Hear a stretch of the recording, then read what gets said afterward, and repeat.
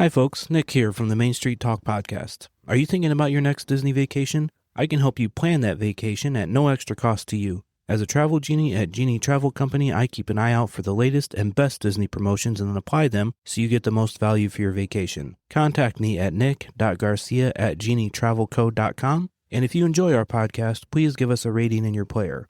Enjoy this week's show.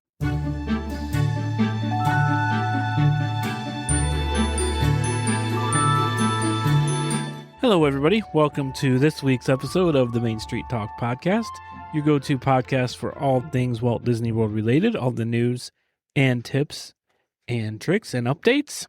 I'm your host, Nick, and as always with me is Joni. Hello, everyone. So this week we got a lot to talk about, including Imagineering news, a possible Disney Cruise Line development in the rumor mill, and as always some fun Disney entertainment news, and a pretty cool giveaway that we're going to get into later. So make sure you pay attention. This is a pretty cool giveaway. And we're going to have a link for this in our show notes because I think everybody's going to want to try to enter the sweepstakes, myself included, and yourself included. So with that being said, let's get right into the news. Starting at Magic Kingdom, as we always do, there are more dates sold out for the not-so-scary Halloween party. Now we know Halloween was the first night to sell out. Then August 11th and August 14th sold out recently, and now we can also add August 18th and October 13th to the sold out dates. So if you have trips around then, just be mindful of that. And Walt Disney Imagineering has filed a permit, the Carousel Progress, with a scenic design firm. So they're wasting no time on this. And speaking of Imagineering, land has been cleared in preparation for construction of the Imagineering office buildings near Magic Kingdom. This is, of course, to support the Piston Peak and the Villains Land projects. Over at EPCOT, 2 Germany Pavilion shops closed for refurbishment at EPCOT. Der Teddy Bar and Volkunst Clocks and Crafts in EPCOT's Germany Pavilion are closed for refurbishment. Das Kaufhaus, which has connected to the other 2 shops, remains open. And I do apologize for butchering the names of all of those. And Disney has announced, we're over at Hollywood Studios. Disney has officially announced that the Magic of Disney animation will open at Hollywood Studios on September 14th. This brand new experience celebrates the art of Disney animation with interactive attractions, including the Olaf Draws Animation Academy, the Drawn to Wonderland indoor play area inspired by Mary Blair's Alice in Wonderland artwork, characters encounter in Off the Page, and a dedicated theater showing Once Upon a Studio. It's a fresh take on a fan-favorite attraction that originally called Hollywood Studios home for more than 25 years. And over in Animal Kingdom, this was interesting. Disney's Animal Kingdom began testing new rope drop procedures earlier this week, with guests being held on Discovery Island instead of the Oasis area. Cast members were not sure if this was a permanent thing. They said it was in testing, but they did not have any further information on that. Wait, run that by me again. They were being held where? On Discovery Island instead of the Oasis. Okay, and they're thinking that this is going to clear up some congestion? I did not read why they were testing this. That could be because, the line goes through Oasis all the way to the gates, so could be. Sure. And Disney Cruise Line. Here's the rumor that I spoke of earlier. Disney Cruise Line may be sailing out of New York City once again. There has been no announcement, but there's a lot of chatter in it from people who are close to Disney Cruise Line. So we will keep you posted on that if anything happens. And miscellaneous, a newly filed permit may hint that Disney has future expansion plans for Typhoon Lagoon. Nothing has been announced, but the paperwork points to infrastructure work that could support future growth at the water park. And we will keep an eye on this as well. And here is the sweepstakes I was telling you about. We were going to put a link to this in the show notes so you can enter. A new sweepstakes supporting Give Kids the World is giving one lucky winner the chance to spend a night in the exclusive Cinderella Castle Suite and then go to a deluxe Disney resort stay with park tickets, airfare, and more. What? All while supporting a great cause for the children with critical illness. Aww. Again, I will post that link because I'm going to enter. You're going to enter. Yeah. Yes. Whether you weren't going to or not, you're going to enter. Of course, everyone enter. should get on and enter for a good cause and your chance to win a Cinderella room stay. Yeah. Come on. And Disney received over 24 Daytime Emmy Award nominations this year. And Disney has also ordered a Disney Plus reboot of the Mickey Mouse Club, their iconic variety show that began in 1955 and has run intermittently since. And Disney is actively developing an original live-action Tiana film. Coleman Domingo and Robert O'Hara are set to co-write. And this is pretty cool. I got to check this out because every documentary we've ever watched on Disney, like the Disney parks especially, sure. Bob Gurr has been in there. You know, he knew Walt. He was close with Walt. So Bob Gurr, Living by Design, a 2025 documentary film directed by Frank Hoodward that chronicles the life and career of Disney legend Bob Gurr, will broadcast and stream beginning on July 17th to coincide with Disneyland's 71st anniversary. That is on to stream for free on the PBS streaming platform. It's already started. Yes, it aired. Today is July 19th, so it aired 2 nights ago. So the streaming is available now on your local PBS platform. Well, I don't know about all. I checked ours, and it was available to stream. So Bob Gurr, I love Bob Gurr. I love listening to his stories and everything. So that's all I have for news. Really? Okay. Yep. That's kind of short news week. But it's kind of random news stuff. It's not like usually, permits and I mean, you had a lot of lots of a whole mixture around. of stuff going on. Good. Okay. Perfect. All right, let's go on to Spotlight on Attraction. Okay, this week we are in Morocco. The Gallery of Arts and History, we will speak of first, opened September 7th, 1984, becoming the first country added to the park after the park's grand opening, viewed displays of authentic Moroccan art, clothing, and crafts to teach guests about the country's rich culture. The design is a nod to native craftsmen who were brought in from Morocco to carve the intricate plaster and lay the colorful mosaic tiles that we see today. Tile patterns. Discover what it takes to thrive and compete in the challenging environment of the Sahara. The Gallery of Arts and History rotates its exhibit to showcase different aspects of Moroccan culture. Displaying since November 7th, 2019, is the exhibit Race Against the Sun, Ancient Technique to Modern Competition. And this exhibit offers unique perspectives of the life in the Sahara, exploring the fascinating story of Morocco's indigenous people and showcasing 2 modern-day extreme racing events. Some of those are the Berbers. Learn secrets of tribes who have flourished for thousands of years in desert environment. Marathon of the Sands, which is a 6-day, 155-mile race across the scorching Sahara Desert. And that is anything but fun. You can explore the lifelike diorama featuring authentic race gear. And then lastly, we have Rally of the Gazelles. So fasten your seatbelts for this all-woman off-road race, where navigation skills, determination, and teamwork mean the difference between getting ahead and going off course. An immersive vignette highlights the event and offers an interactive photo opportunity. The space where the exhibit is housed is just as striking as the art. Every surface is embellished with bold geometric shapes and delicate cutout patterns, from its ceramic floor tiles to its ironwork light fixtures. So that is the gallery. Now on to Spice Road Table, which is a dining option. This one opened January 21st, 2014, after their soft opening January 10, 2014. Before construction, the site was an open, paved waterfront viewing area that hosted a henna tattoo station and an outdoor merchandise kiosk. Simmer your senses in the flavors of the Mediterranean as you unwind in this ambiance of a picturesque waterfront view. This casual a la carte table service dining serves Mediterranean small plates ranging from $10 to $15 each, specialty beverages, wines, sangria, beer, and non-alcoholic drinks. This also features allergy-friendly small plates, so be mindful too that when using the Disney dining plan, your entire party will share tangine and a dessert platter. Additionally, each guest will receive 2 small plates and 1 alcoholic beverage for those 21 and older, and of course a non-alcoholic for those under 21. No booze for the kids? No boozies for the kiddos.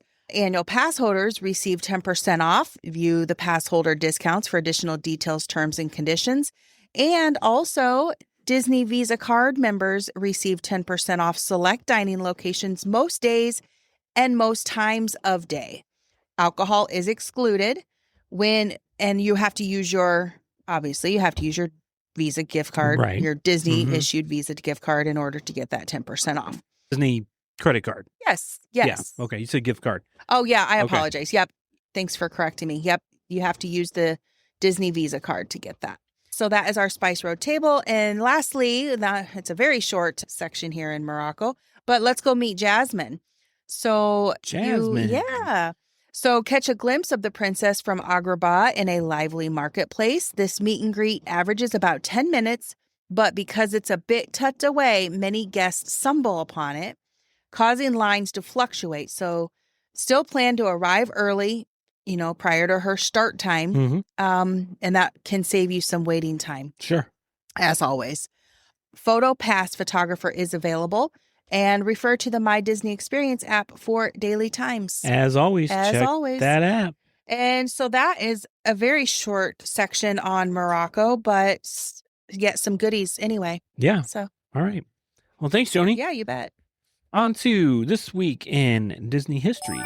July 19th, 1950, Disney made film history by releasing Treasure Island in theaters. Now, why was this such a big deal? Well, up until this point, Walt Disney Productions was strictly known, or mostly known, for animation or hybrid films. Treasure Island was Walt's very first 100% live-action feature film. Filmed in the United Kingdom and starring Robert Newton as legendary Long John Silver, this movie proved to the world that Walt could tell captivating stories without a single paint stroke. It paved the way for future live actions like 20,000 Leagues Under the Sea and Mary Poppins. Well, he was such an imaginative person. Yeah. So. And we're going to fast forward 16 years, July 24th, 1966. Disneyland officially opened New Orleans Square to the public. This was the first major new land added to Disneyland since the opening day in 1955. Walt Disney himself hosted the grand opening ceremony alongside the real mayor of New Orleans. This exquisitely detailed area cost an astonishing $15 million, which, if you're keeping track, was almost as much as it cost to build the entire park 11 years earlier. Wow. And moving ahead to July 24th, 1985, Disney took a massive creative gamble with the theatrical release of The Black Cauldron. This film is legendary in the Disney community for being one of the darkest, most expensive animated films of its time. It was the first Disney animated feature to receive a PG rating. And in 1994, a new dimension of chills. So we go to July 22nd, 1994 at Walt Disney World. On this day, the Twilight Zone Tower of Terror officially opened. I was like, what do you mean chills? I'm like, what are you talking about? Okay, proceed, please. The Twilight Zone Tower of Terror officially opened on Sunset Boulevard at Disney MGM Studios, known today as Hollywood Studios. This drop tower masterpiece combines state-of-the-art engineering with phenomenal storytelling. There's another fun fact. What a great ride. The ride mechanics actually pull the elevator vehicle down faster than a normal free fall. So over 30 years later, it remains a gold standard for theme park immersion worldwide. And a must-do for us. Must do. At least once. At least once. I'm going to go ahead and say at least twice. If not 3 or 4. Yeah. That's what I have for this week in Disney history. Wow. Let's go on to our movie of the week. Yeah, well, I want to make a comment that I like that ride, so I bought a bell. Oh, yeah, I have the hotel bell. Yep. Like the front desk bell. Yep. And the queue is so cool there. I mean, if you ever, it's one of the coolest queues, I think, at Disney World because the backstory. Yeah. If you want to look up the backstory of that queue and everything in there it's crazy. Oh, and there's lots of details that even we have not discovered yet. And each room that you're waiting in, the queue line as you're, going through the ropes to get up there.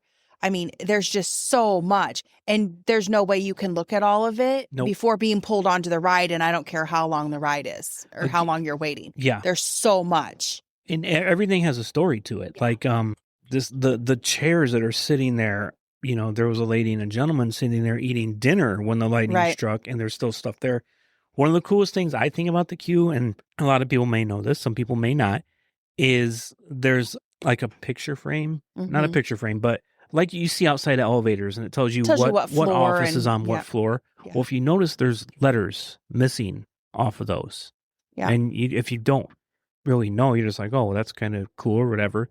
If you go up to that glass and you look down, yeah, those letters dropped, and they spell to something. Spell a phrase. They say a message. Check it out. Yep. I mean, and that's just one of so many. Yep. But anyway, yeah, cool ride. Cool ride. So, shall I proceed with the movie? Yeah, absolutely. Or we could talk about Tower. How long we got? I just love that ride. Yeah. Okay. Movie of the week. Okay. 1959, The Shaggy Dog. First appearance March 19th, 1959. Runtime is 104 minutes.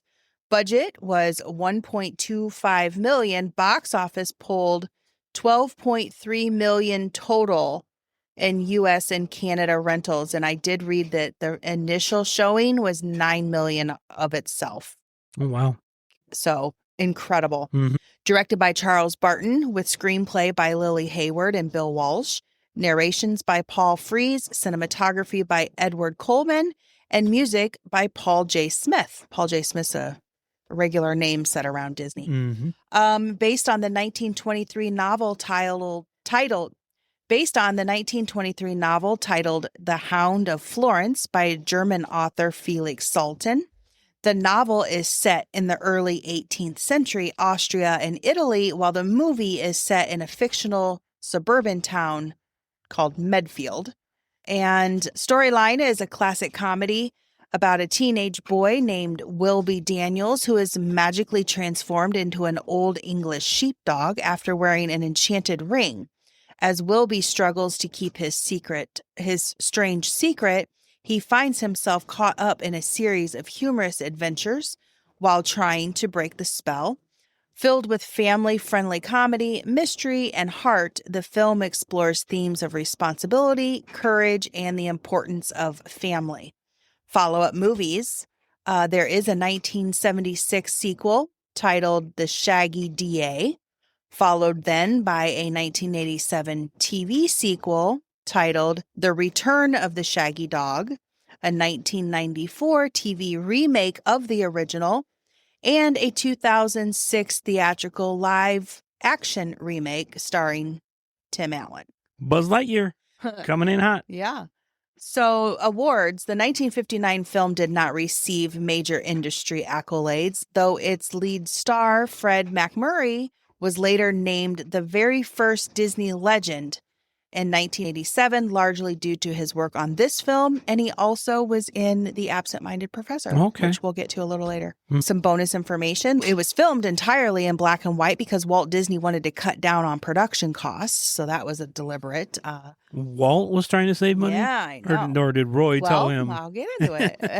At the time, Disney was heavily focused on financing his struggling, highly expensive animated feature, Sleeping Beauty. So he was pouring money over there. So due to its modest budget and astronomical box office gross, it effectively out-earned Sleeping Beauty at the box office, saving Walt Disney production from serious financial strain. The monumental success of the movie completely shifted Disney's live-action studio strategy. It proved that low-risk, live-action family comedies could be immensely profitable, directly paving the way for hits like The Absent-Minded Professor and The Parent Trap. The film was initially conceived as a two-part TV pilot for an ABC series, which is why it utilized a highly episodic structure and more limited visual scale compared to other standard features of the era. So, there we have it, The Shaggy Dog. Shaggy Dog. We were watching it last night, and I had told you I don't remember seeing it. I totally remember watching The Shaggy DA. But that was the first time I'd watched See, I'm the Shaggy opposite. Dog. I'm the opposite. You have not seen Shaggy DA? I cannot recall it. Now, that's not to say that once it starts to get going, I'm like, oh, yeah, I know this. Yeah. But I've seen The Shaggy Dog a handful of times. Yeah, it was pretty good. DA, not so much. No. But yeah. This is out of left field, but I told you last night because I found a fact last night when we were watching this. Speaking of Tim Allen, I read last night Toy Story 1995 came out, and I believe that was right after Disney purchased Pixar, so it was pretty, wasn't real big. Tom Hanks and Tim Allen both made $50,000 each for their voice acting on Toy Story Is that crazy? in 1995. Fast forward to Toy Story 5, which came out this year. There's not an exact amount, but it's between 20 and 25 million they received each. Oh, what a promotion. What a pay raise. Yeah, no kidding. It's crazy. All right. Well, thanks, Joni. Crazy. Yeah, you bet. Anytime. On to this week's tip or trick. This one's just going to help you out budgeting a little bit because I see this question asked a lot online. And people ask me too, what should I budget for food? What's a good budget for food? Well, we know you can take your own snacks and stuff into the park. That's a whole nother story. We should do that, like a worst case, and taking your own or eating there every time. There. We are eating the parks people because I don't like carrying around all the food. However, with that being said, though, we do not do breakfast in the park. No, we don't. But my tip or trick this week is if you're struggling, I don't know how much I should plan for food. We're going to eat in the park every day. You can go onto the website and or app, and most of the restaurants have full menus and pricing right there. So you can just start punching numbers in and giving yourself a rough estimate of what you're going to spend on food. Yeah. So, but that question comes up a lot. So just check in the app or the website and do some math and you'll get your rough budget for food. Yeah.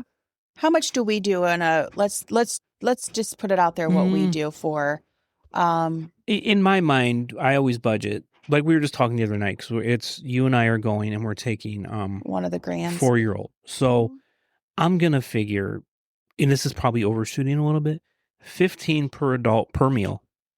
This is quick service. $15 per adult per meal, and $8 per child. I'm a rounder, so I just go up to 10. Right. That's what I'm comfortable with. Yeah. That's probably overshooting because you buy kids meals sometimes. I will tell you that. Those adult meals can sometimes be a little bit too much, especially if you've got all that walking and all that heat and all those rides. Yeah. So, I do kids meals quite frequently. Now, that's how I'm comfortable. I'll get a kids meal too, once, not as often as you do, but I will. So that's where I'm comfortable at. $15 per adult per meal. We'll say $10 per child. 10. Yeah.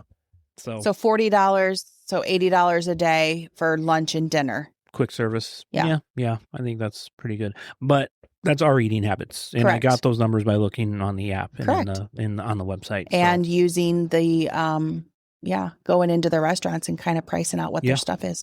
And then, of course, we do our character dining in there, too, that it's not included in that. But and all those prices are included, too, right there on the you can get those website. Prices. Yep, that's right. All right, well, that's going to do it for this week's show. I know it was a little quick show, but not much news going on. And Morocco was pretty late. And yeah, it was. It's kind of late on a Sunday night. Yeah, and I have a little of this or that, and I'm not as many as the couple weeks prior, but I do have a few to ask you. Put me on the spot Let me know when you're ready. I'm ready. Happily Ever After, Fantasmic. Stitch, Winnie the Pooh. Pixar, classic Disney animation. Pixar. EPCOT, Hollywood Studios. Mickey Ice Cream Bar, Mickey Pretzel. Mickey Bar. I think it depends the mood. It depends on if I want a sweet or a salty snack. Okay, great. That's what I got. That's all you're getting this year. The classic animation versus Pixar. I know. Some of them are like so tough. Yeah, and they both have pros and cons.